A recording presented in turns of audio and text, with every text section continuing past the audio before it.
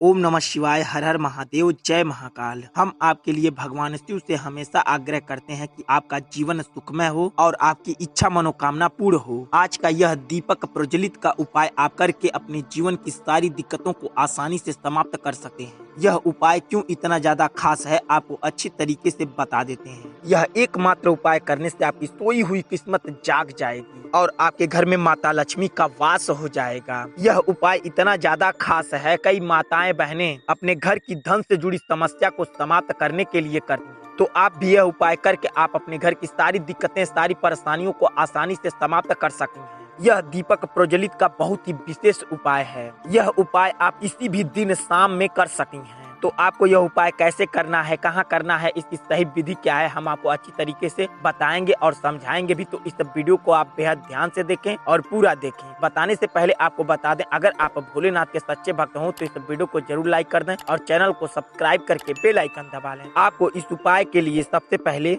इसे बताते हैं। आपको पहले साफ सुथरा 2 दीपक ले लेना है। इस बात का बेहद ध्यान रखें, जो दीपक लें आप वह यूज ना किया हो, यानी कि पहले से वह जलाया हुआ ना हो। वह साफ सुथरा दीपक होना चाहिए और उसमें लगाने के लिए 2 लंबी बाती ले लें और आपको शुद्ध तिल का तेल ले लेना है। अगर आपके घर तिल का तेल ना हो तो साफ सुथरा सरसों का तेल भी ले सकती हैं। यह सब कुछ लेने के बाद अब आपको थोड़ा सा अपने घर का चावल लेना है और थोड़ा सा काला तिल लेना है। यह सारा सामग्री लेकर आप चले जाएं ऐसे वृक्ष के पास जिस वृक्ष का फल इंसान ना खाते हो, जैसे कि पीपल का पेड़ हो गया, बरगद का पेड़ हो गया या नीम का पेड़ हो गया। इन तीनों पेड़ों में से आपको एक पेड़ के पास चले जाना है। इस बात का बेहद ध्यान रखें, आपके घर से जो सबसे नजदीक पेड़ हो उसी के पास जाना है। जैसे ही उस पेड़ के पास आप चले जाएं, उसके जड़ में थोड़ा सा चावल और थोड़ा सा तिल वहाँ पर चढ़ा दें। चढ़ाने के बाद आपको थोड़ा थोड़ा तिल और चावल 2 जगह रख देना है। अब उसके ऊपर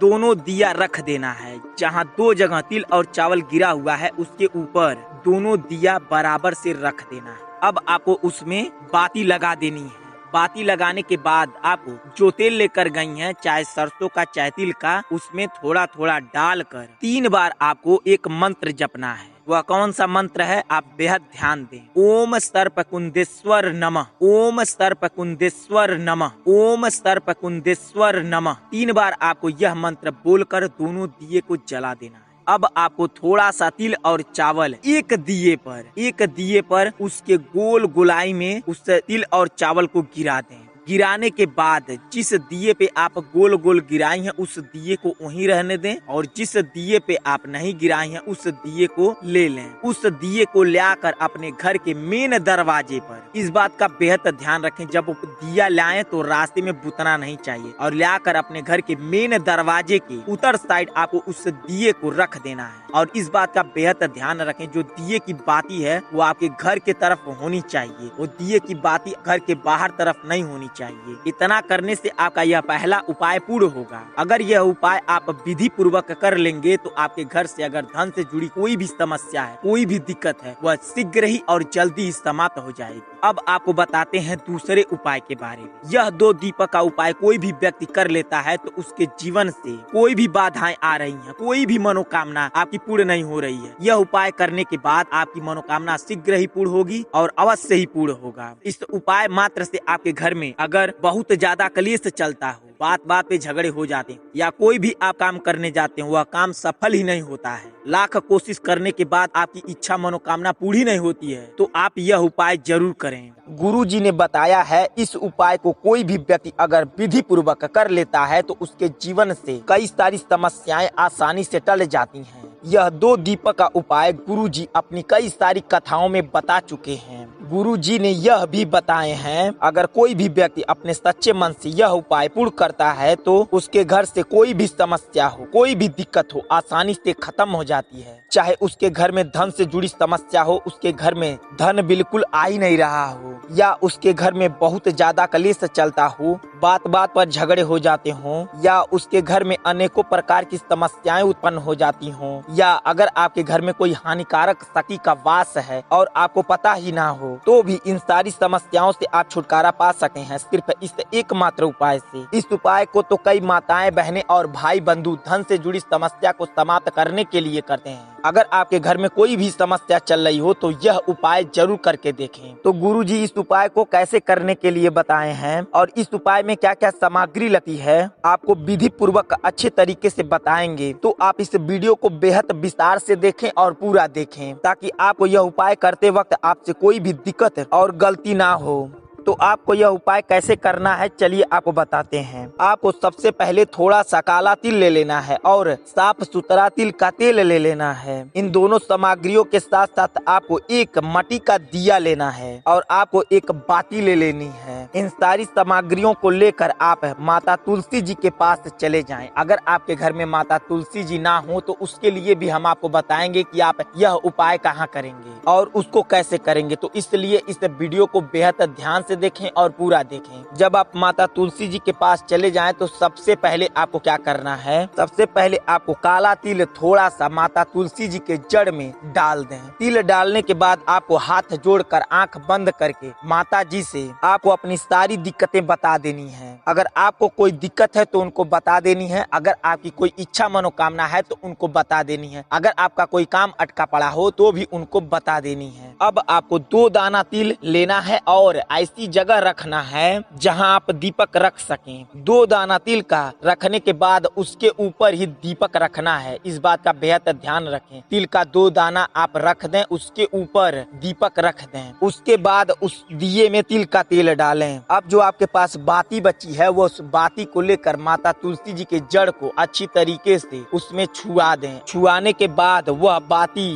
दिए में रख कर उसे प्रज्वलित कर दें। दीपक जलाने के बाद इस बात का बेहद ध्यान रखें, जो आप दीपक की बाती लगाए हैं वह तुलसी माता जी की तरफ होनी चाहिए। जब आप दीपक जला लें तो जो आप तिल का दाना उनके जड़ के पास छीटी हैं या छीटे हैं तो उसमें से कुछ दाना माता तुलसी जी से मांग कर वह ले लें और अपने तिल के जो तिल लेकर गई हैं उस तिल में डालकर अच्छे से मिला लें और वह तिल लेकर चले आए अपने घर में। उस तिल के दाने को अपने घर में हर एक कमरे में हर एक जगह एक एक तिल फेंक देना है। इतना जब कर लेंगे आप दूसरा दिया लेना है और ठीक उसी प्रकार आपको साफ सुथरा दिया लेना है और उस दिए के लिए आपको साफ सुथरा तिल का तेल लेना है और साफ सुथरी बाती लेनी है। इस बात का बेहद ध्यान रखें, वह दिया पहले जलाया ना हो। ऐसा नहीं कि जो दिया जला हो और फिर उसके बाद उसे यूज कर ले, नहीं। जो दिया एक बार यूज हो गया है उसको आपको नहीं लेना है। साफ सुथरी दिए की बाती लेनी है और दिया भी साफ सुथरा ही लेना है। दिए के साथ साथ आपको थोड़ा सा चावल लेना है। इस बात का बेहद ध्यान रखें, जो चावल का दाना लें वो आपके घर का ही होना चाहिए। ये नहीं कि किसी के घर से मांग ले, नहीं, वह चावल का दाना आपके घर का होना चाहिए। ठीक उसी प्रकार जिस प्रकार हम आपको पहले बताए हैं उसी प्रकार आपको माता तुलसी जी के पास जाना है। वैसे ही चावल का दाना उनके जड़ में रख देना है और आपकी जो इच्छा है, जो मनोकामना है, जो कोई भी काम अटका पड़ा है वह माता तुलसी जी को श्रद्धा पूर्वक अपने मन में कहकर माता जी को बता देनी है। वहाँ से भी आपको थोड़ा सा चावल का दाना लेकर जो चावल लेकर गए हैं उसमें मिला लें। यह चावल का दाना अपने घर के बाहर बाहर छींटना है। इस बात का बेहद ध्यान रखें, जो चावल का दाना है वो घर में नहीं छींटना है, उसे आपको अपने घर के चारों तरफ बाहर बाहर छींटना है। यह 2 दीपक का उपाय आपके जीवन के लिए अति लाभकारी है, क्योंकि यह उपाय कई सारी ग्रंथों में भी बताया गया है। अगर आपके घर बड़ी से बड़ी विपदा चल रही हो तो यह उपाय जरूर करके देखें। अब आपको बताते हैं, अगर आपके घर माता तुलसी जी ना हो तो आपको यह उपाय कहाँ करना है और कैसे करना है। इस उपाय के लिए आपको अपने घर से सबसे नजदीक जो कोई भी मंदिर हो, चाहे किसी भी देवी देवता का मंदिर हो, आपके घर से जो सबसे नजदीक पड़ता हो उस मंदिर के पास चले जाएं। उस मंदिर से सबसे नजदीक जो फल देने वाला पौधा हो, जो फल देने वाला पेड़ हो, उस पेड़ के पास जाकर वहां पर यह उपाय कर सके। हाँ, इस बात का बेहद ध्यान रखें, जब आप मंदिर पर जाएं तो सबसे पहले जिन किसी का भी मंदिर हो, चाहे माता जी का हो चाहे भोलेनाथ का हो, आप उस मंदिर पर जाके अच्छी तरीके से पूजा पाठ कर लें। तब उसके बाद किसी भी वृक्ष के पास आप यह उपाय कर सकें। अगर यह उपाय आपको अच्छी तरीके से समझ में आ गया हो तो कमेंट बॉक्स में आप जिस किसी भी देवी देवता का पूजा पाठ करते हो उनका नाम कमेंट बॉक्स में जरूर लिख दें और इस वीडियो को लाइक तो जरूर करें और चैनल को हो सके तो सब्सक्राइब भी कर सकते हैं। चलिए मिलते हैं आपसे अगली वीडियो में, तब तक के लिए श्री शिवाय नमस्तुभ्यम, हर हर महादेव।